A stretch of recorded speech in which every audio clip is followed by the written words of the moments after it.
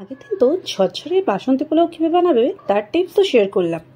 আজ বলবো ঝরঝরে পোলাওয়ের সাথে আর কি বানিয়েছিলাম। প্রথমেই বানিয়েছিলাম মালাই পমফ্রেট।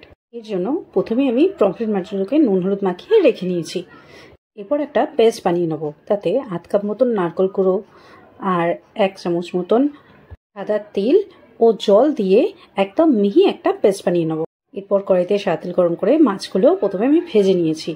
মাছগুলো খুব বেশি কড়া করে ভাজবো না, মোটামুটি একটু ভেজে নিলেই হবে। এরপর ওই তেলে গোটা গরম মশলা, জিরে ও বড় এলাচ ফোড়ন দিয়ে তাতে পেঁয়াজ বাটা দিয়ে প্রথমে একটু ভেজে নিতে হবে। এরপর আদা রসুন কাঁচা লঙ্কা বাটা দিয়ে ভেজে নিয়ে 2 টেবিল চামচ টমেটো পিউরি দিয়ে তাতে স্বাদ মতো নুন, হলুদ, জিরে গুঁড়ো, ধনে গুঁড়ো, কাশ্মীরি লঙ্কা গুঁড়ো দিয়ে ভালোভাবে কষিয়ে নিয়েছি তেল ছাড়া অবধি।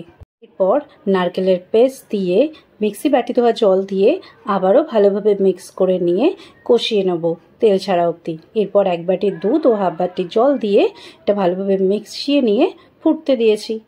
ফুটে উঠলে ভাজা মাছ দিয়ে আরও 5-7 মিনিট ভালোভাবে ফুটিয়ে নিয়েছি।